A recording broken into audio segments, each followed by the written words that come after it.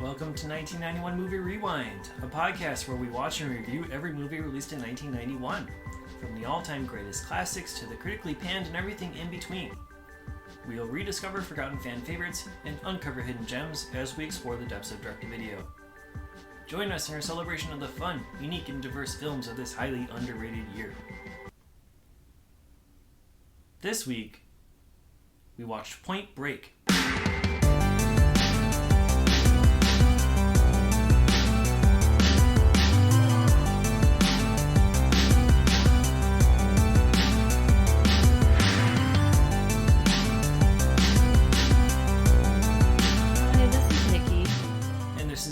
Thank you for joining us on 1991 Movie Rewind.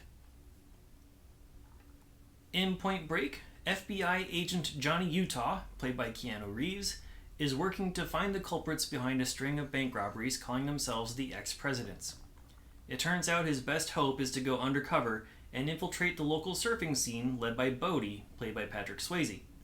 Can Johnny separate his personal life from his professional life to stop the criminals? Screenplay by W. Peter Iliff, directed by Katheryn Bigelow, and released on July 12, 1991. You've seen Point Break before. Yes. I have not. I remember watching it, but I don't know with who, and I'm just going to assume my dad because he's into action movies. Yeah.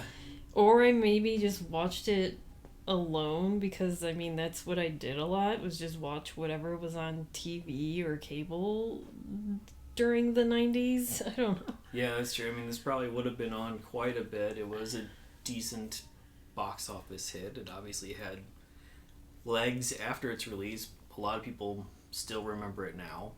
Yeah. So, yeah, this was my very first viewing.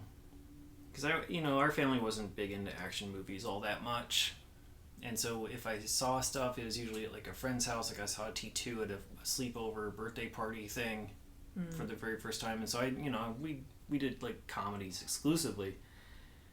So yeah, this wasn't really in our wheelhouse, and I missed the boat. But watching it now, I can definitely understand why. I can see the appeal. It was popular? Yeah. The honestly, for me, the biggest limitation is Keanu's performance. That's the one thing that kind of sticks out as being lackluster out of the whole thing. Yeah, I think Keanu is just... There's a point where he, when he's interviewing or trying to talk to the surfers and he uses that Bill and Ted voice, like, hey bro, like he's good at doing that. Yeah, I think he was better at Bill and Ted because that's over exaggerating it. Yeah, looking at him, and he has the appearance of someone who is lightheaded, airy surfer valley guy. Right. And those are my favorite performances by him because he was kind of like that in Parenthood. Yeah, and I remember him being good in Parenthood too. I think here what I have a problem with is... But I liked him in Speed, and that is a very serious movie. I'm trying to... and even The Matrix. I'm trying to think of all... Right, yeah, I don't have a problem with Keanu as an actor.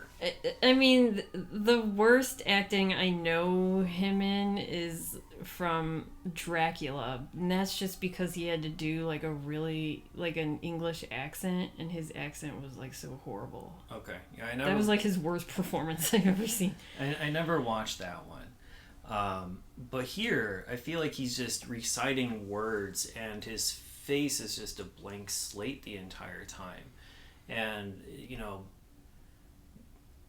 you can hear him raise his voice, but you don't ever see the anger in his voice when he gets angry. There's, I don't know, it seems like it's very emotionless and dry. That was my problem with it. And I know he can do better because he has done better. And when we get around to seeing My Own Private Idaho, I'm sure we will see better. Which I haven't seen yet either, but also in Bill and Ted, I think he had a better range Partly because he was playing the dual roles in Bogus Journey or whatever, I don't know, maybe. But this was a surprisingly weird, lifeless effort from him. Meanwhile, Patrick Swayze is putting everything into it. Yeah. I mean, this is... And Lori Petty is a supporting character as Tyler. Oh, yeah. I feel like Lori Petty just plays, like, the same character. She always plays kind of, like, the sarcastic... She's always, like, the quirky, I don't know how to... independent spirit type of person in a way. Yeah.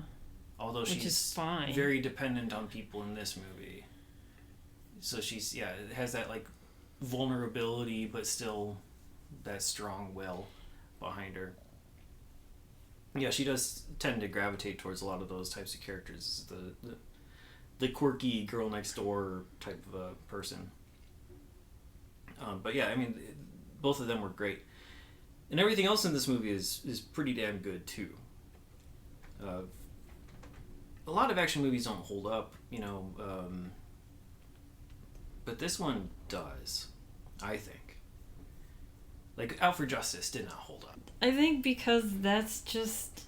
Out for Justice, I still don't know if that was meant to be, like, a comedy, because, like, a Jean-Claude Van Damme or Jackie Chan type movie. Or it was too serious, and that's what made it funny. It took itself way too seriously. Yeah, I mean, this is obviously, a very good, dramatic, and action-packed movie.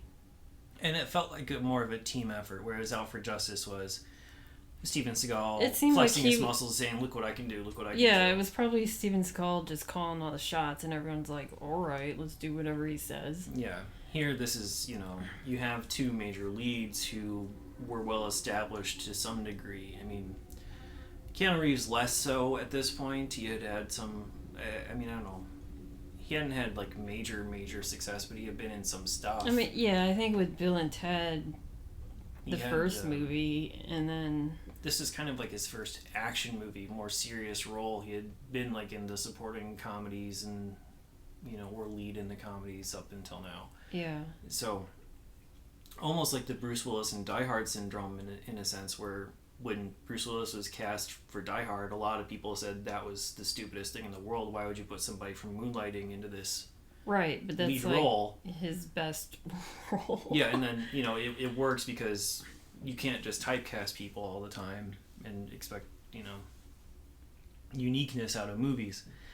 I mean, kind of. I'm trying to think of when I think of Patrick Swayze, I think of Ghost and also Dirty Dancing. I mean, those were his two biggest, right? Yeah, I know he was in like Roadhouse, but I'm trying, like, this is his first movie, I think, where he's the bad guy. And maybe, is this the only movie where he's a bad guy? I don't really know his movies all that much, so... Me neither. So he was in North and South Book 1 and 2, and so if he played a Southern general, or then, yeah, technically he played a bad guy in North and South Book 1 and 2. I never saw Roadhouse, never saw Next of Kin. Both of those movies he got a Razzie nomination for. Black Dog, I don't know if he's bad guy in that one either, but yeah. So it's a little against type, but I mean he's an action guy, or has the build for being an action guy. Mm. So people know him for that. And then you have Katheryn Bigelow behind the camera, who I think had at that point a couple decent movies behind her. Near Dark and Strange Days. Or no, Strange Days was after. Sorry. Yeah, Strange Days. I mean, she has... Near Dark is really good. And so is Strange Days. I like Strange Days. I haven't seen either one of them. I do have Near Dark on VHS, though. But you also have her husband at the time, James Cameron, in there as a producer, who obviously was very well versed in action movies. So you have like this good team. I really liked what Katheryn Bigelow did with the directing in this movie. very frantic, frenetic. A lot of dynamic camera work, even when people are just like sitting in chairs. Like you have that scene where Gary Busey, who plays Pampas, and Keanu Reeves, Johnny Utah, are just sitting in their chairs talking about the surfer theory that Gary Busey's character has. And, you know, the camera's just like swaying back and forth to kind of add like a little bit of visual interest without doing a lot of quick cutting. Okay. I mean, the one shot that I liked was just him laying in bed with Lori Petty, and it's, you know, him. It reminds me of Requiem for a Dream. So, you know, when they're laying and then, like, the camera's just, like, focusing on them. Yeah, the overhead shot. Yeah. Yeah. And then, obviously, a lot of the action stuff, too, where you have the chase scene through the alleys and streets of LA where the camera or even just like right there, basically handheld, running along behind them, jumping out of airplanes. Like, how is this, like, how did they do that? Because this is also, I was thinking about Rolling Thunder too. Oh yeah, with like their surfing, because this is like pre GoPro. So but they don't really show their surfing like in a wave. A tiny bit. But not much. Really? Yeah. But I was like, how do they do that unless you have a cameraman also on a surfboard following you? Which is basically what they did in Rolling Thunder. And I'm assuming is probably the tactic they used here too, to a degree. I think that there are probably some like water tank shots where they have an underwater camera. They have like a water tank in the studio for like the scenes where Keanu is like almost drowning, yeah, and you know, you just see like the underwater shots of him like struggling. That was probably done on a set, but the jumping out of the plane, I was like, how do you do that? Yeah. I mean, yeah, especially when they're like talking and having a conversation while falling. Which I don't think is actually possible. But so that must have been like just them. I don't know if they did those. You know how they have those rooms where you can like, they have gusts of air blowing up and you can like free fall in a room. Right. Like that. Was that how that was done? But so with them talk, or the point where they're all jumping out of the plane and they make that circle and then they break. Mm-hmm. I was like, how did they do that? I mean, I know those must have been like professionals doing that. Yeah.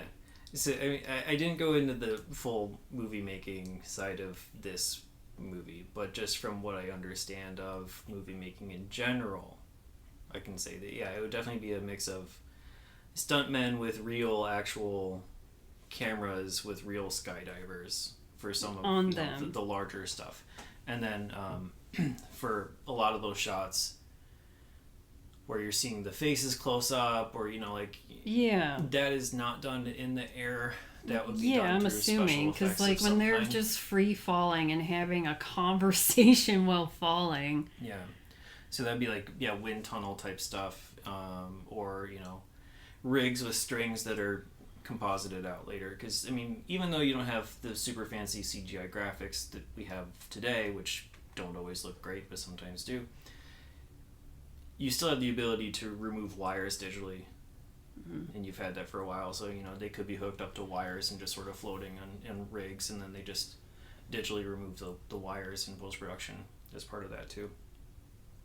But that's not to take anything away from the skydiving scenes or the surfing scenes, because yeah, the surfing scenes, that's probably the second best I've seen in a movie behind Rolling Thunder. Mm-hmm. In a long time. Definitely in the 1991 spectrum. Yeah. And then skydiving as well. It's just, yeah, it's incredibly impressive, because yeah, you can't do as much as you would with CGI these days. You can't just like composite Patrick Swayze's face onto somebody who's doing the actual skydiving and have his mouth move. That's probably what they would do now.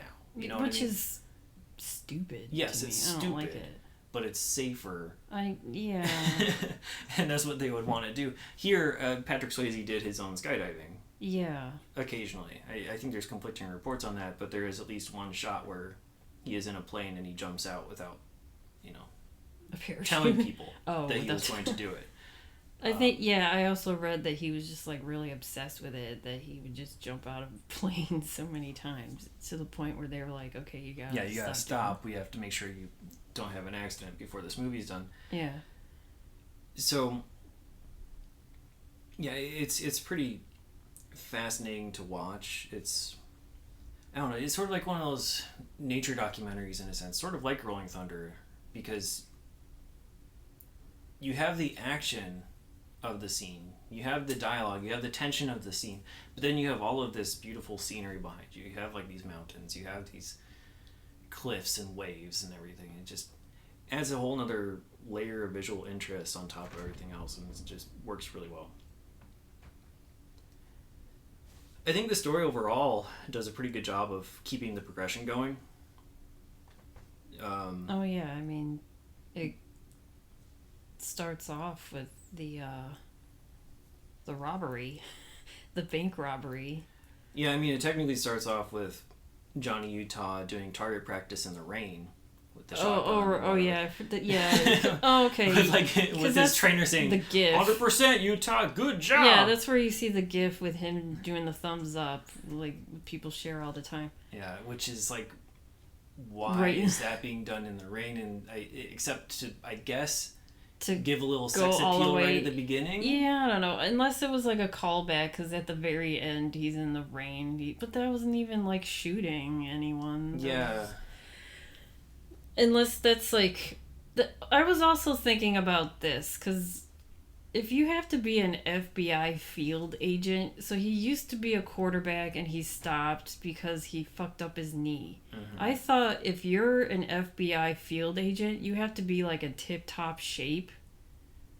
I know they show him doing all the shooting and shit, but throughout the movie when he's like running after the robbers, or mainly just Bodhi. He fucks up his knee like 3 different times. Like he's running and then he'll jump off a wall and land, and he's like, oh fuck.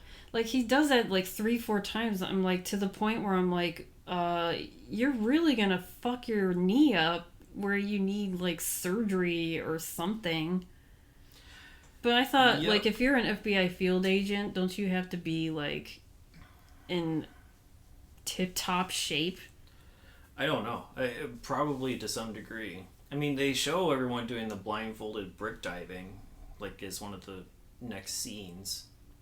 Yeah, right? He can do all this shit, but it's like running after someone, doing a chase. He's like, I can't. Yeah. And even to the point where, like, I think it was Gary Busey who told him, well, the point where the second time that he was running after Bodhi, and he had a point where he can shoot him from afar, but he didn't shoot him. Mm-hmm.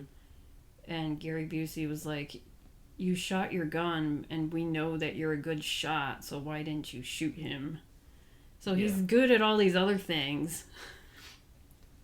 Yeah, that gets into the whole thing about the relationship between Bodhi and whatever. Because he has Bodhi cornered in a sense.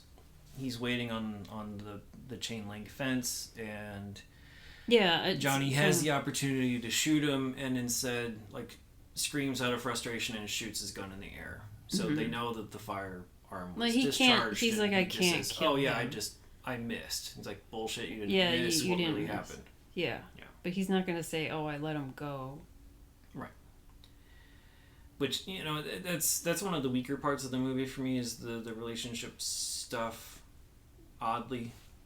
Oh, like him and Bodhi. Their, quote, friendship? Yeah. Because it wasn't really a friendship. Exactly. Yeah. I didn't understand the fixation. I didn't understand... Because I was also reading how a lot of people are calling this movie very homosexual. Like, it's... Like, was Keanu just obsessed with Bodhi? Like, he... like he wanted to be him. Like, I think what the movie's trying to do is Like envious of his lifestyle. maybe I think it's more like to invoke some sort of like a Stockholm syndrome type of a scenario. Yeah, where but it didn't really happen because he so didn't. ingrained in it that he doesn't want to give up on this culture that he's been able to Be a part of. acclimate into. But there's not enough acceptance of him to really warrant what we see on film. You know, Johnny has his own life. He seems to be pretty content with being an FBI agent. He eventually is with Tyler, who's Lori Petty's character, and is very content with Tyler and the relationship that they're building after Bodhi dumps her. Mm-hmm. So, I mean, there's a lot of time that passes that we don't really understand. Like, we have one scene with John C. McGinley's character, Harp, who's like the head of this bank robbery division, who's pissed at the lack of progress after 2 weeks, which apparently 2 weeks has happened at some point there. Even though they've been doing these robberies for like a year. I don't know. Multiple years over the course of thing. But he's like, why don't you have anything why after haven't 2 you weeks? gotten these guys even though they've been doing it for so long? Like, you have 2 weeks to figure it out. Yeah, why don't you have anything linking these guys to the crime after 2 weeks of being undercover? But yeah, like, you don't, aside from Bodhi saying, hey, come on, let's go to this place and do this thing a couple times, you don't really get a sense that they're like super best friends. It also made me think of the Lost Boys. Okay. You know how Michael just wants to... Well, he mainly joined the gang because he was more interested in Star, the girl. And that's why I like Tyler is Star. Okay. And the only reason why... But, I mean, the reason why he has to join this gang is to, you know, becomes friends with them and then, you know, catch them as an FBI agent. And then he was like using Tyler. And in this case, the Star equivalent, Tyler, is a means to an end at first. She's just his conduit to get into the surfing scene in general. At the time, he doesn't even know that Bodhi might be involved in the crimes. He just wants to be involved in the scene and just meet people and then try to learn who could be responsible through the conversations and the friendships. Yeah. But we don't see those types of conversations and friendships they don't develop between the men. Yeah, he doesn't even realize that they are the bank robbing surfing gang. No. Until after they fuck up the drug raid or whatever. Yeah, not until that. Or when they go and get sandwiches, like meatball sandwiches at whatever the hell, when they were trying to catch their second robbery of that summer. Mm-hmm. That's when they realize that, he realized realized a little bit before that, because like but they didn't really say, yeah, we're gonna go fucking rob a bank, do you want to come with us? No, and that's what I'm saying. Like, the only time they say, hey, let's go do anything is like, okay, wake up super early and go surfing Go with surfing, us. yeah. And that's it. I mean, there's the one time when... But he doesn't, you don't see Johnny Utah saying, hey, have you heard of any surfers that rob banks? Yeah, I mean, I wouldn't expect that. I know. But I mean, yeah, they don't really have, like, conversations... Even at the party to scene. allude that they are going to... Because they did that raid, you know, the drug raid of that other gang of surfers. Yeah, that's really the only time of, like, male bonding that happens is when Bodhi comes and helps Johnny Utah with a fight that he's having where a bunch of surfer thug type guys are beating him up, and then Bodhi comes in and helps fight back. And he's like, hey, just come and hang with us. But he just tells him to come over to his place to that party.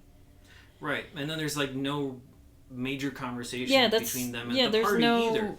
Yeah, like he's just there with Tyler, and that's when Tyler sees Bodhi with another woman. And then they don't really have much No, conversation. Tyler sees Bodhi with another woman. Yeah. I think you said Tyler sees Bodhi. No, With another woman. Yeah, I don't know. I felt like the reverse was said. Sorry. Okay. That Bodhi saw Tyler with another woman. Yeah, Tyler saw Bodhi with another woman. Anyway. But and they that's didn't, when we they learned weren't that they're really. dumped, Yeah, that they're no really. longer together. Yeah, they're really not together, but they are. I don't know. Whatever. But yeah, I mean, there's not much conversation. Like, there's a little bit where after the party, which is a weird party, it's a very short scene, and you see a lot of people dancing around, dancing, and like it's just like purposely what you would looking see. at the camera, which I guess is supposed to be POV of Keanu Reeves' character. I suppose, but it's kind of like if you went to a college party. A really weird, yeah, it's a lot of like trippy dancing and drug. And then they have like this bonfire, which makes me think of like the Lost Boys again. Sure. But then they do night surfing. Yeah. And it's like the biggest bonding. It's like, you're surfing, man. And then like Johnny Utah's like, I'm fucking surfing. Check it out. Like, all right. Well, because I mean, he finally met. He finally learned how to surf. And they're just kind of like, yeah, do you want to do all these extreme sports with us? Yeah. And then nothing really happens. But I mean, Johnny Utah assumes that it's the guys who beat him up that are the bad guys. Yeah. Because they are bad guys. They are like shitty people. And you got Anthony Kiedis is one of them for some reason. Yeah. Is one of the 4, 5 bad guys. I tried to look up his credits. It seems like I think the only other credit he has is The Chase. Anthony Kiedis? Yeah, he doesn't do a whole lot other than obviously his music videos. I mean, yeah, why would he? But why was he in this? Like that, I don't know. It's weird and off. I think maybe at least like Flea is like trying to be an actor. Like we saw him in Motorama, and you know he's been in like Back to the Future and stuff like that. But I don't know why he was in it, but maybe just because he, like, Anthony Kiedis as a person is kind of like just that LA. I don't know if he's he has surfer the look. dude. He's got that look. Maybe that's all. I mean, he was in Red Hot Chili he was like, at this point in 1991 is when Red Hot Chili Peppers was becoming very even more massive. Well known. That was probably their biggest album at that time. Was that Blood Sugar Sex Magic, which came out in 91. And so maybe there's like some weight, but it is kind of off-putting to see him there as this weird little cameo. And I was wondering if the other people in that gang were also Red Hot Chili Peppers members, but they're not. No. Except I don't know what anybody looks like in that band except for those two. Oh, Flea and Anthony Kiedis. Yeah, I don't care. I don't like the band. So, anyway, they go to this house, and that's when I was really surprised. I thought that would like completely blow his cover at that point because he's there without any sort of, after facial that protection. Johnny Utah is, and so like he's there with the surfers because he woke up everything. Late because that's after he's late that. to his raid. Yeah. Yeah, because after that night, that's when he sleeps with Tyler, and they sleep on the beach. Mm-hmm. And I'm surprised that Tyler hasn't... Because, I don't know how long this relationship is, but I'm surprised that Tyler didn't find out he was, like, an FBI person sooner. Because, he's like, oh, I'm late. And she's just like, oh, okay. Like, wouldn't she be, like, late for what? They think he's a lawyer. Oh, okay. Because, I know he said he went to law school. And he's like, oh, I'm really late. I have to meet this client. I forgot about... Like, there's a couple times where so he was lying. sees things, and he's like, oh, I forgot I have this meeting with the client. I have to go. All right. But what's interesting is you have this raid against the Red Hot Chili Pepper gang. I don't know what they're actually called, and obviously... Yeah, they were just other surfers. They only live to get radical. Assholes. Yeah. According to Bodhi, they only live to get radical, which is a bad thing. But what does their gang do then? Negative context. Because they also I got the impression that get radical means like get like super drugged out. Okay. Which, so they only live. That's not how I used it when I was a kid, but yeah. There's a big action scene that happens with that, and I was a little worried for Johnny Utah's character because he is going into this raid without any sort of like facial protection. Yeah. And so if any of them were to come out of that alive or uncaptured, they could easily recognize him and spill the beans and be like, hey, this guy's an FBI agent. But that doesn't happen, so thankfully. What happened? I mean, the only person... a couple people did die. Yeah. Of those surfers. Two or three of them died. And then you had Anthony Kiedis who got his foot, like, blown off. And I think he was just straight up arrested.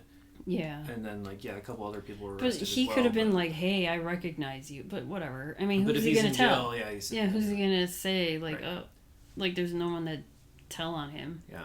And then there's, like, women, and you have, like, this woman in the shower who's, like, fighting back and stuff like that, too. That scene was... I thought that was a really good fight scene. Yeah. I mean, the whole sequence is good. The entire sequence was good. Hard hitting. But her coming out of the shower, she's like, what the fuck? And then she's ready to fight. Yeah. I mean, she's part of the crew, right? Yeah, it's just you kind of have this weird assumption that, these women in the house are completely innocent bystanders, but no. But no, they're both ready to fight, which was cool to see the women just, like, go at it and kick Keanu's ass. Yeah. Naked. Yeah. And, like, throws him into a mirror and everything. Like, multiple times. And I think pretty much both of them did most of their stunts in terms of the fight scenes. It's that naked woman? Well, the naked woman was a stunt woman.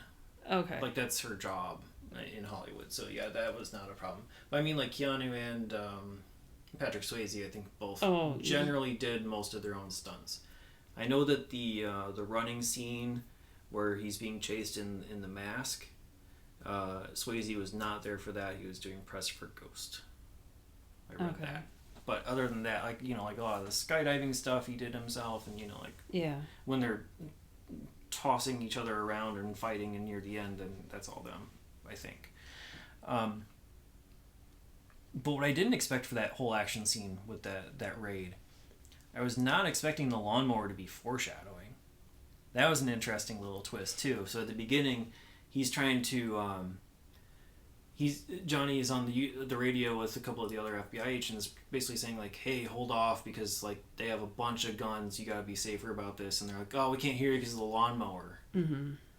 And then like the lawnmower gets into the fight because like one of the gang members is like shoving Johnny Utah's face like towards the blades and is like trying to. But okay, I was just surprised to see the mower actually incorporated. What happened to the lawnmower guy? The neighbor probably just ran off, I think. Okay. I don't know if they showed that. Just or leaving not. That's what I mean. If you see people like shooting and like coming out of windows and glass breaking, when you just book it.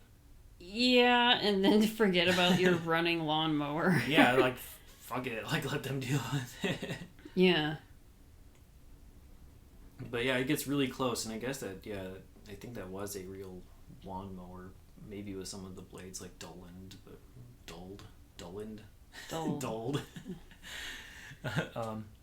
But lo and behold, the raid, while sort of a success in the sense that some of the drug dealers, whatever, were killed. Yeah, they were just drug dealers. They were not bank robbers. Yeah, they were, and then like these DEA agents come by and be like, "Hey, we were following them, and you ruined our fucking bust or whatever." Yeah, Tom Sizemore comes through as an uncredited cameo and says, "You fucked this up.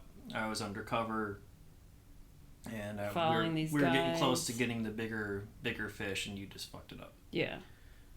And then they get yelled at again by John C. McGinley. Yeah. Who's good at yelling at people. Yeah. That's what he does. But it's shortly after that Johnny Utah is out there surfing, and at one point he sees, Bodhi's friend. I don't know which one, because, I mean, I know they say their names, but I can't place the names with the different faces. There's, like, Gromit. I mean, Gromit's the youngest one, and then... Right, and then there's Nathaniel, and there's Rosie. Like, I know Rosie is Lee Turgeson. Yeah. Who we've seen a couple times already. Is the guy at the end that he brings with that. Roach is the one that lasts the longest. But, and they also have like Nathaniel in there too. So whichever one it is pulls their shorts down while they're surfing and shows his bare ass, which that's the ass he saw in the movie at the very beginning. Yeah, I mean, in the beginning, that's like that's the connection to seeing this hairy butthole. This was this was what made me laugh, is because in the beginning when they show the robbers robbing the bank and you have Johnny Utah and whatever Pappas. Gary Busey, Pappas, they're just rewinding. They're going back and forth On the security footage. On the security footage of this bank thing. And they just focus on this guy's ass. Which has "thank you" written on it. Yeah, and they're like, if you see here, he's tan here, but not here. So that means he's a surfer? That's and one of his that's one of his thoughts is, okay, they can move like this, they can jump up on the tables really easily. I was like, how did you trunks. come about that from a tan line? Well, that's why everyone else at the FBI was making fun of Pappas.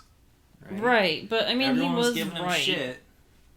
And yeah, he was right. No one took him seriously except He's for like, Johnny I think Utah. they're surfers. Yeah, and then they find a hair, and then they test the hair, and it has like all these random chemicals that you would see like in the ocean because of the pollution in the ocean. And also like wax and sand combo or something like that.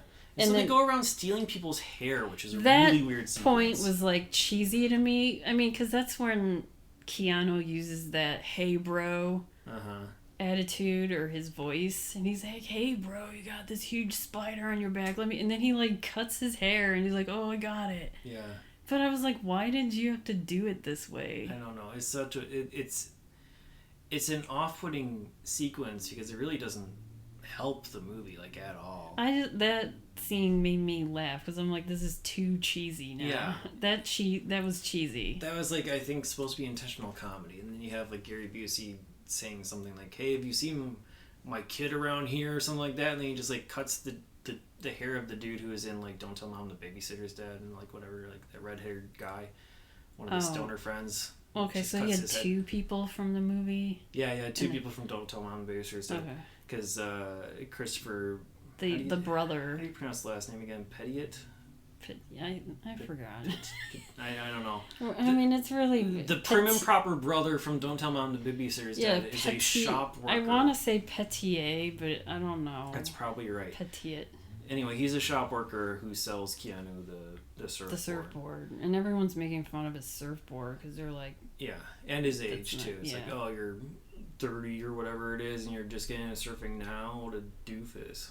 Right. Yeah. But, yeah, the getting of the hair of these surfers was cheesy to me. And then and the whole lab testing thing also made me laugh, but I was like, was that how it was in the FBI in the early 90s? I mean, that's how it was like on TV and movies. So, yeah. All right. Well, anyway, he sees a real bare ass of one of their friends. He's like, "Holy shit! I recognize that ass." It's like, I know your ass. I mean, the way he just like, it would be one thing if it had like remnants of permanent marker on it or something. Right, but I mean, they've surfed so much. Why would he? I don't know. I'm just saying, like, it would make more sense. But instead, he sees a bare ass, like, holy shit! Butt. If this guy's willing to show his ass here, then he must have been willing to show his ass during the bank robbery. Yeah. It's them. Yeah. Then he realizes the dudes he was hanging out with, sort of, are the bad guys. But then they go. That's when Johnny and Pappas, they go to stake out the bank that they think they're going to rob, which they do. But then Pappas is like, I want a meatball sandwich. Pappas doesn't believe it's going to happen.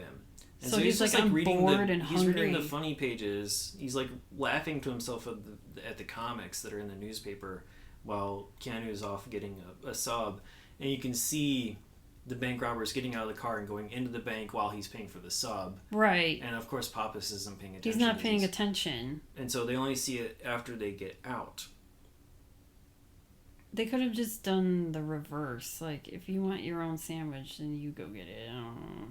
Yeah, but that wouldn't have helped. I know. Right? So they give chase to the car, and that's when everything starts to happen, and that's when Keanu's cover is really blown because obviously he's not wearing any sort of like mask or anything either himself. And there's a really good scene at the gas station too, where he basically has like a flamethrower gas pump at one point because he's like trying to burn the getaway car and stuff like that, and really cool sequence of how that all goes down. And then they're shooting after it, and that's when they get to the alley. I don't know how LA is set up, but it seems like there's no open spaces at all. It's all just like tiny corridors in back alleys and like in between houses that they're being chased through, and in houses and stuff like that. They're running. It's interesting. It's very cramped. It's not claustrophobic, but like the camera is right there running with you. Like they basically have something that really isn't all that it's difficult to do in 1991 with the camera technology that they have these types of tracking shots and whatever. Like they probably had to have some sort of like a special rig for it. Yeah, now these it's easy narrow you just spaces that they're running through. Now you can just have a guy with a handle like carrying it as they run, but it wasn't that easy back in 1991. So, it's right there. It's very frenetic, like I said before. And Bodhi's wearing his mask the entire time. Everyone else gets away in some form. But Bodhi's still wearing his mask being chased by Johnny Utah until we get to that scene where he's at the sewers or aqueduct or whatever it is, and he climbs the fence, and Johnny hurt his knee from the fall. And that's when he shoots the opportunity to shoot, and he's like, I love you too much, and then shoots in the air. Right. And I'm like, but they didn't have that close of a friendship where I was like, but I think he just has like a change of heart because it's like I kind of know this guy and I don't want to kill him. I don't know. Yeah, but like that's the one thing that the movie really fails on is like, why are you shirking your duty to protect this guy? What is it about this him? Is your job. I mean, because they don't really show them being like bros. No. But anyway, like now they know who each other are. And so Bodhi comes to steal him in the middle of the night at some point. And that's when they do. Tyler also tells Tyler that he's an FBI agent, and so Tyler like leaves him for lying to him. No, doesn't she just find his badge? Or I think it's because Bodhi said something. So then she searches his place. Yes. They don't show that, but that's my impression. Yeah, and then she leaves because, like, how dare you lie to me? And that's when he comes by and just aggressively... Like, your parents aren't even dead, are they? Because that's, like, how he got him. Yeah, that's how they bonded. Because he found out that she is just, like, an orphan. Practically. And to get close to her and to get surfing lessons from her, he had to come up with this sad, sappy story so she can feel sorry for him and then teach him. Yeah. But then also have this relationship. Yeah. And this is when Bodhi takes him and they go skydiving. And they do this trick, like all the guys that are... Because, I mean... Bodhi just reveals... Well, at this point, he does not reveal. He's just like, yeah, we're going to go skydiving. Come with us. And all the guys in the plane are putting on their packs. And then, Bodhi tells Johnny, put yours on. He's like, oh, you put yours on first. And then they do this whole, oh, why don't you take mine? Like, they do all this switcheroo. Yeah, it's like a Russian roulette type of a thing with the parachutes because they... You don't trust me? Oh, here, then take this one and take mine. Neither one wants to admit that they know who the other person really is. Right, and I kind of liked that game, I guess. Yeah.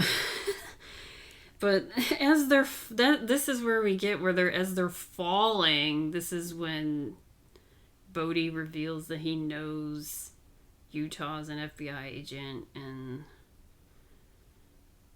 I don't know. I think it's like shortly after they land, isn't it? Yeah, that's when they do the whole holding of the hands and then breaking away, and then they land, and then Utah tells them everyone actually had a shoot, so it was okay. Right, and Utah shows him a video of Tyler taken hostage by his friend Rosie somewhere, and he's like, I know you're an FBI agent, and you're gonna have to rob a bank with me to find out where she is.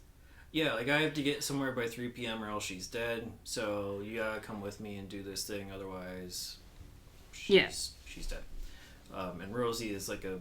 So he's blackmailed into participating in this bank robbery that goes fucked up, but... Yeah, meanwhile, all of them have masks established as the ex-presidents, so they're wearing, like, you know, rubber Halloween masks of, like, Jimmy Carter and FDR, or not FDR, LBJ, Gerald Nixon. Ford? No. It's LBJ, Nixon, Carter and Reagan, Carter. It's just the four. Yeah. Yeah, there's no Ford in there. And they're like, whoops, we don't have a mask for you, so you have to go in with your fresh face so everyone recognizes you. Just to fuck them over. And then their rule is that they just go in 90 seconds. They just take whatever money the bank... Yeah, whatever's in the front. Yeah, what the bank has in the front, and then leave. But this time they're like, no, we want to go in the vault, causing chaos. Because then this undercover cop there is telling the security guard of that bank, like, yo, I'm a cop. Can you take my gun? Like, cover me. Let's, like, you have a gun. I have a gun too. Let's get these guys. Yeah. But then that security guard guy is like, no, I don't want to do that. And that's when the undercover cop guy just goes rogue and starts shooting. And he does kill the youngest one, Gromit.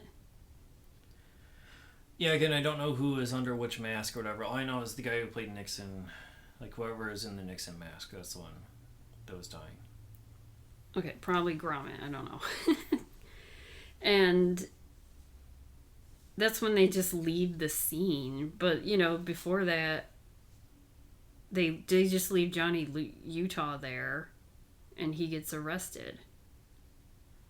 Yeah, which is understandable. I mean, it's... Well, because he does come in with a gun. He's, like, threatening people. Right, and he never with really his gun. He doesn't take the money, but he's, like, telling people to shut up. And never takes the initiative to, like, stop it with... Right. Well, I mean, his gun is not loaded. They show Bodhi unloading the shotgun. So, like, he doesn't have a chance to shoot at them and stop the robbery. So, it's all for show for the crowd. But yeah, so the FBI comes in and basically, arrests him to a degree. But then they let him go, like, instantly. Or Pappas breaks him free, whatever it is. Yeah, so, I mean, because the LAPD want to arrest him as well as John C. McGinley. But yeah, some, like, Pappas and McGinley, I don't even know his name in this. Harp. Ben Harp. Mm-hmm. They go at it where Pappas is like, respect your elders, basically. Yeah, this movie's not perfect. and then he's like, okay, let him go. Apart a tiny bit. Yeah. But I mean, you do kind of sort of feel bad for the guy who plays Nixon who's dying.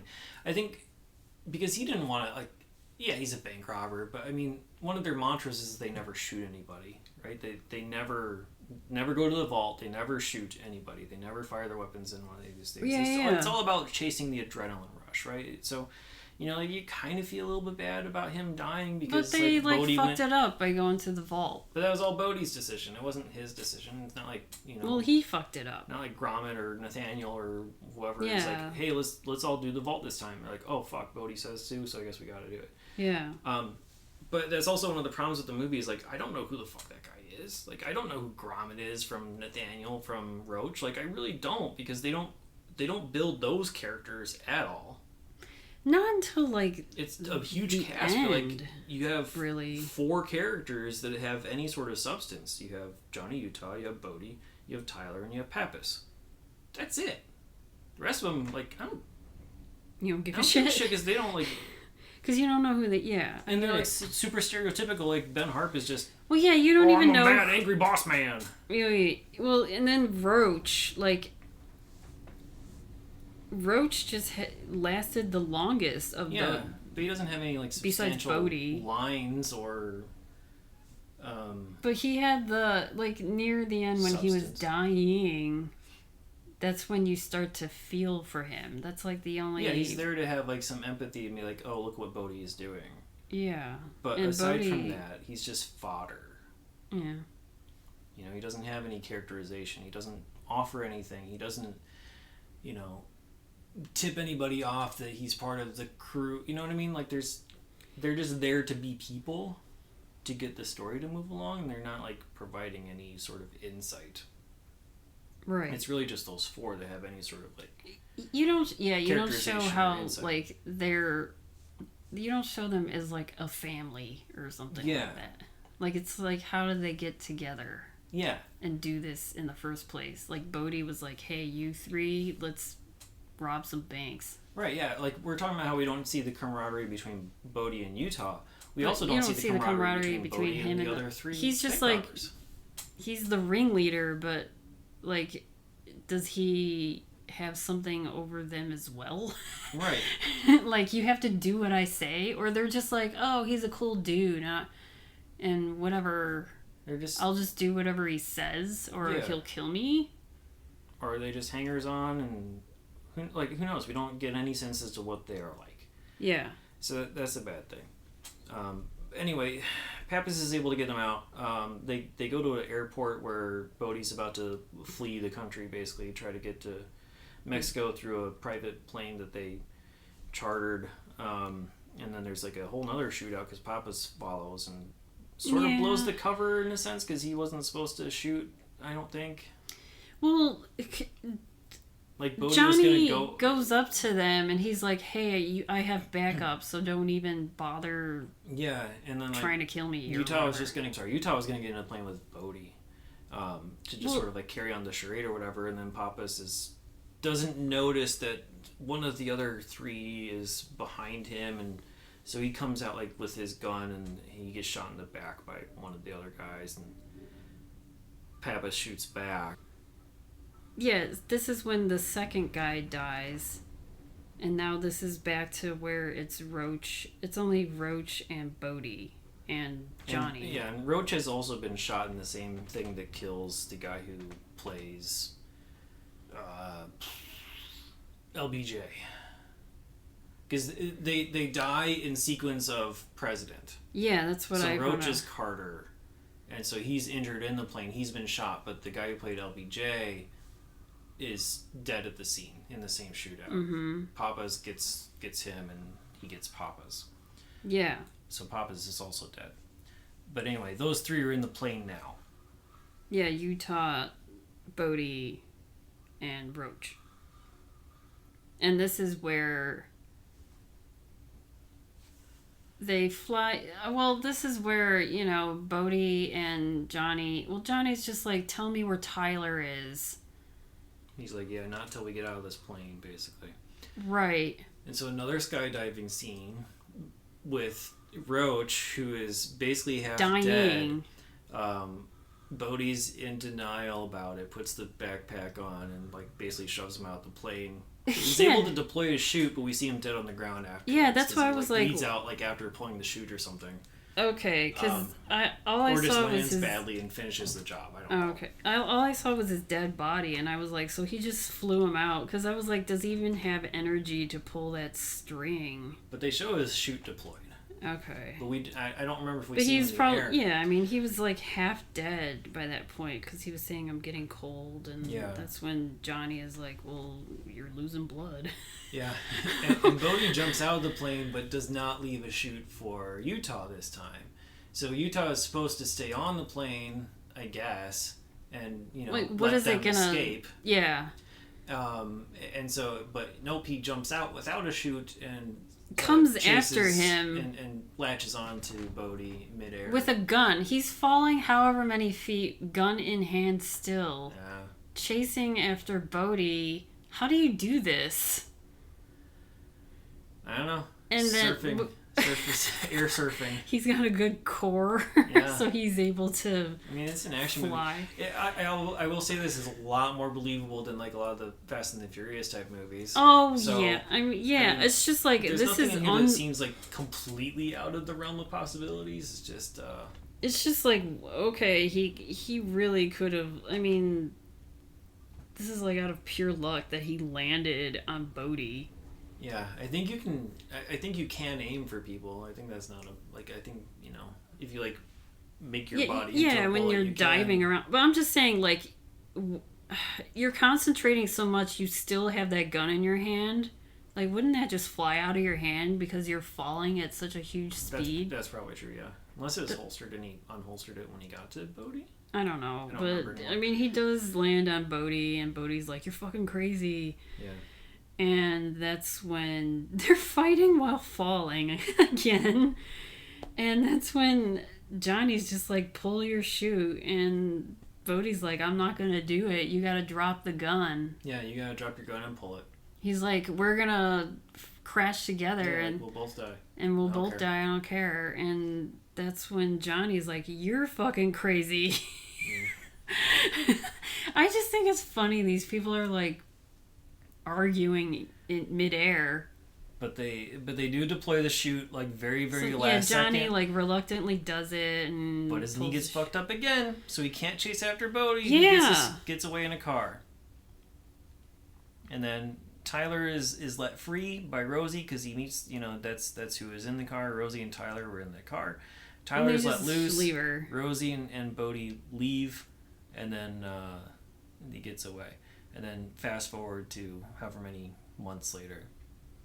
His hair was long, Keanu's. All I know is they said that they searched all these different places for him.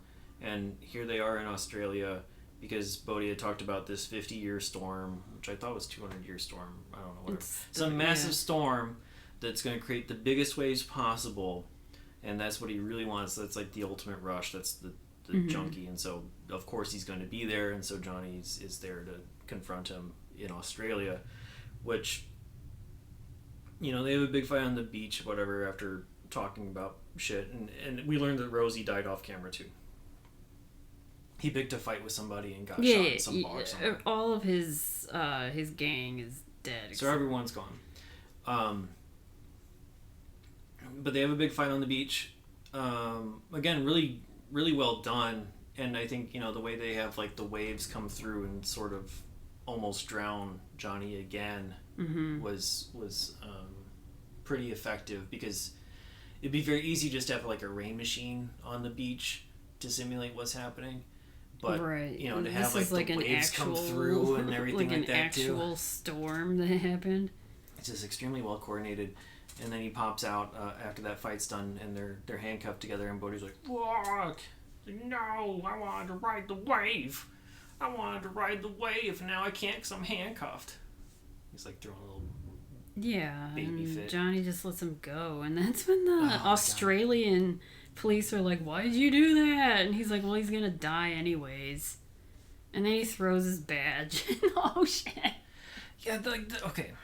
He's like, just one wave. He's like, oh, but he's gonna get away. And he's like, no, he's not. He's not gonna get away. Like, look at the fucking waves. Like, so he probably died in the waves. He probably you don't know. You don't know. He just walks away. But there was nowhere for him to escape because there was like the cliffs on the other side and stuff. Like the police is there, and they're like, well, we'll just get him when he comes back. And like, was it just Australian police or was it also FBI? Because FBI definitely has no jurisdiction in Australia, right? I don't know, but they had Australian accents, so I'm like, okay, the Australian police. Yeah, I don't know. Yeah, maybe they were just going to arrest him and then extradite him. But like, why does he throw his badge in the water? Like, because he's probably like, fucking done. But like, why? Because maybe he was like, after this mission, I'm done. I love too much. Like, I don't understand. Like, I don't know. It's the same thing as like why does he shoot in the air? Why does he throw his badge in the water? What is it about Bodhi? Like, he just cares too much? Yeah, about what though? Like humanity. I have no idea. But then, like, wouldn't you want to like fight crime? When you want to be yeah, like the good wouldn't cop? You want to catch like this is the bad opposite guys? of Steven Seagal. Like he is a good cop who's trying to do good. Mm-hmm. Steven Seagal is like he is what he saw in the bumper sticker: kill them all and let God sort them out. Mm-hmm. For the guy who he also beat up, you know. So I mean, like why would this case be the one that like breaks him in that way? Like it's this many months later. He's like, oh man, I can't believe I let him die. Okay, well I'm done being a cop now. Or maybe he's just disappointed in himself because he just can't kill this guy for some reason. I don't know. But yeah, maybe he's like, yeah, I'm not cut out for this because and he's like, I can't be an FBI I just agent. love surfing too much. But is he still with Lori Petty? Or I don't know. They don't say that part. I know. I mean, he saves Tyler. I mean, yeah. I mean, they embrace, and it seems like everything's good. But I don't know. They might have said something in the conversation before the fight. Oh, with him and Bodhi talking. Yeah. Yeah, I don't know. I just remember Johnny saying, "Yeah, we missed you by a week in Fiji and whatever. Yeah. Like we've been trying to find you." They're going to all like the spots that they mentioned in Rolling Thunder. yeah. That's what. Well, I was thinking like, were any of the guys in Rolling Thunder in this movie? But I don't think they so. were. No, I don't think so. But I don't know. I didn't like the ending. I didn't like the relationship between the two because I don't think it was established well enough for what they were trying to show. And I didn't really like Keanu's underacting. Other than that, I enjoyed the hell out of this movie. Alright, let's quickly talk about a couple of the cast and crew, not too many here. Katheryn Bigelow, director of this, Oscar winner for Hurt Locker and also nominated for Zero Dark 30. Emmy winner for Cartel Land. We talked about Near Dark and Strange Days. She also directed several episodes of Homicide: Life on the Street and K-19 The Widowmaker. W. Peter Iliff was the writer of this. He's also done things like Patriot Games, Varsity Blues, and Under Suspicion, so he has a good action background that he built off of. Although Varsity Blues is an action. Patrick Swayze is Bodhi. Golden Globe nominee for Dirty Dancing, Ghost, and To Wong Fu, Thanks for Everything, Julie Newmar. Kids' Choice Award nominee for Dirty Dancing as well. We already talked about his Razzie nominations for Next to Kin and Roadhouse. We talked about some of his other roles, and Donnie Darko, he was in that as well later on in his career. A few years before he passed away. Keanu Reeves, we'll talk about him. Well, we've talked about him already in Bill and Ted's Bogus Journey, and we'll see him in My Own Private Idaho. Gary Busey as Pappas, his Oscar and Golden Globe nomination for Buddy Holly Story, where he played the title character there. He's also in the 1991 movies My Heroes Have Always Been Cowboys and Wild Texas Wind, which is a TV movie. Known for such things as Lethal Weapon, Predator 2, Rookie of the Year, and Under Siege. And then later on for TV reality stuff like Celebrity Fit Club, Celebrity Big Brother, and that Comedy Central show I'm With Busey, where they kind of took advantage of him and His son. Yeah, and he also has a famous son. I thought he and his son were in that. I don't know if his son was. It was like some comedian dude who was taking him around town and spending time with him. Yeah, the basic idea was to like make fun of him without him knowing that he was being made fun of. Yeah. Lori Petty as Tyler, known for such things as Tank Girl, League of Their Own, Free Willy, Orange is the New Black, and Station 11. John C. McGinley is Ben Harp. He's in the 1991 movies Little Noises and Highlander 2 The Quickening, but he's been in stuff like Oliver Stone's Platoon, Talk Radio. He's been in Seven, Office Space as one of the one of the Bobs. Yeah. Stand Against Evil, 42, and then best known, I think, probably for Scrubs, where he should have been nominated or won an Emmy for Dr. Cox, but he never did. And that's pretty much the cast. It's him playing the same character. I know, but he's Scrubs, good at playing being an asshole. Yeah, but Scrubs has like so much more like emotional weight to it, especially the Dr. Cox role is just like, I don't know, especially that first season.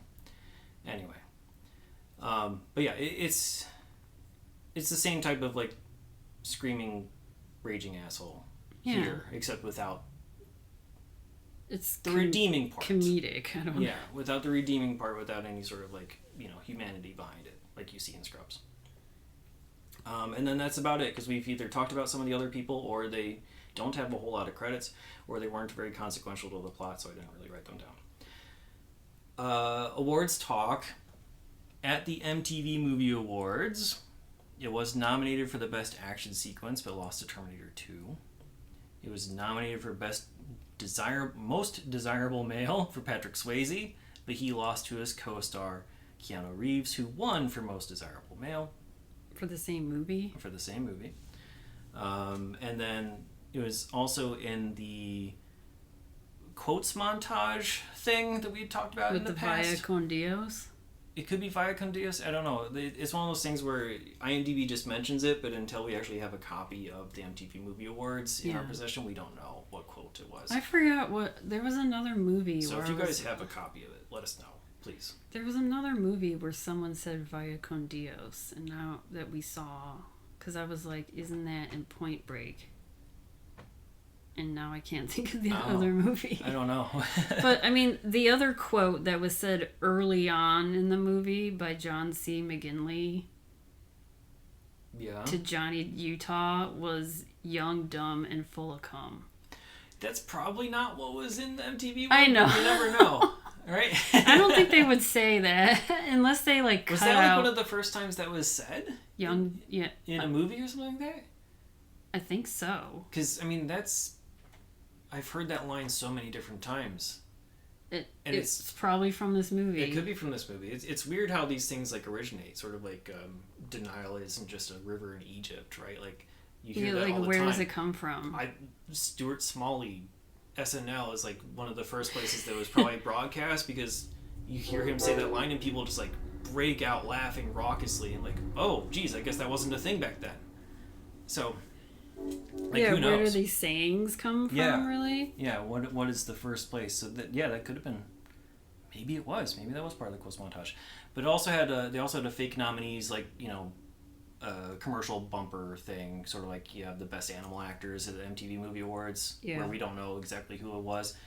There was also a best performance by rock stars fake nominees category, so Anthony Kiedis was probably lumped into that. Okay. So that's your awards. We did watch the VHS version of this. There was like not really any previews, but it was part of the Fox Selections series, and they had a commercial for that. So on to true crime and pop culture we go. I will say that in 1991, the People magazine sexiest man alive was Patrick Swayze. I can understand that. Coming off a Ghost and going into this. Mm-hmm. That's a good 2-year run. So, okay, I don't have any true crime. You didn't find like an ex-president's real life bank robberies? That's what I was trying to find. Was this based off of anything? And I feel like, because I swear I've seen robberies where they use president faces. Haven't you? And then I was like, was this the origin of that? Yeah, it could be like a chicken and the egg type of a thing with our memory. Yeah, I don't know. I do think I've seen stuff like that, but they could just be referencing this. I think the writer, or Rick King, who also did the story, who's directed like Kickboxer 3 and stuff like that. Apparently they got the idea by like sitting on the beach and watching surfers while reading an article about bank robberies or something like that. Yeah, that's what I have. And then I went down a rabbit hole because I was like looking up president masks and robbers, and the only thing that came up really was Point Break. Yeah. And I swear I've seen like other movies or TV shows with that, but maybe it's just a callback to this movie. Yeah, wasn't there like a 1990s movie, like not Dead Presidents? No, they had like the white face. I even found a list of like top bank robbery disguises in movies, and Point Break is the only one that has used the presidents. But I did find 2 articles about actual robberies where people used president masks, and the first one was in 1987. Or 1986, I should say. I found this online. It was robbers in Cincinnati. 2 robbers hid their identities behind masks of Ronald Reagan and Jimmy Carter for a bank holdup in Cincinnati and northern Kentucky in 1986. So I don't... That's pretty close. I mean... think... Was that? That was the only one that I saw. Yeah. And then... recently, 2017, in Italy, there were bank robbers that used Trump masks to rob banks. Okay. And they even reference in this article, it was in Reuters, saying that they were using Point Break as the inspiration. The inspiration. I was like, oh, okay. And then I also looked up the 50-year storm. I was like, is that a real thing? Yeah. That surfers go to? But I think it became a thing after this movie, because then I found an article at surfingaustralia.com that they do it every year, and they hold, they do it for charity, where all 50, like, surfers from around the world can go to that spot, the Bell's Bottom or whatever. What was it called? I don't know what it was called. Bell's Beach, I think, in Australia. And they hold this championship, and it's just for charity. And then they hand out a Johnny Utah award, like once a year. But it's just a sandy badge. Yeah, yeah, an FBI badge thrown in a badge half covered in sand. And then they had like the remake, which it made a lot of in 2015, which I kind of forgot they made, but that did pretty well in the theaters. Did it really? The remake. Huh. And then for the box office of this Point Break, it was number 2 in the theaters because T2 came out the week before, and that was still number 1, and then Point Break was number 2. Yeah. It's tough to crack that one. But it did well. Yeah, it still made $83 million. Yep. 43 domestic, which is, I think, what we used to put it on our box office list. Off of a budget of 24, so, double its money back. Yeah, and then I also saw that, I don't really watch Mythbusters, but I guess they did an episode about what we talked about, where can you skydive and talk and have a conversation while free falling for 90 seconds, and I guess they debunked that? Yeah, I feel like just like the wind noise, like even if you're super close to them. Yeah, how can you hear each other? Yeah, it'd be too hard because all the sound waves are like going to be above you by the time it reaches the next person's ear. Mm-hmm. So we'll move on to rankings and ratings then. Where on your 1 to 5 star scale are you going to put Point Break? I'm gonna give this a 3. I'm gonna go a little higher than you, I think. On my 0 to 4 star scale, I'm actually gonna say it's a 3 as well. So I mean, comparatively, like yours is like mid range. Your 3 is like middle of the road, whereas my 3 means like my 3 means it's closer movie. to your 4. Yeah. So I was waffling between 3 and 3.5, honestly, because I do think that the action sequences and the camera work and the pacing of this is just that good. But there are some things that kind of work against its favor. So 3.5 was on the table, but I settled for 3. Every movie's worth watching once. Would you watch this again? Yeah, I'll watch this again. I would definitely watch this again. I'm surprised it took me this long to watch it in the first place. not mad that I missed out all these years, but I'm glad I get to be part of the larger conversation in pop culture with this. I don't know if I care enough about the remake, though. I have no interest. I remember when they did that, and I was like, why? Yeah. There's some movies that... I mean, yeah, this isn't perfect, but would the remake really fix those things? Is it going to try to make it, like, higher art? No, probably not. It's probably just going to turn into a generic-ass action movie. They're just using younger actors to play the same people. Yeah.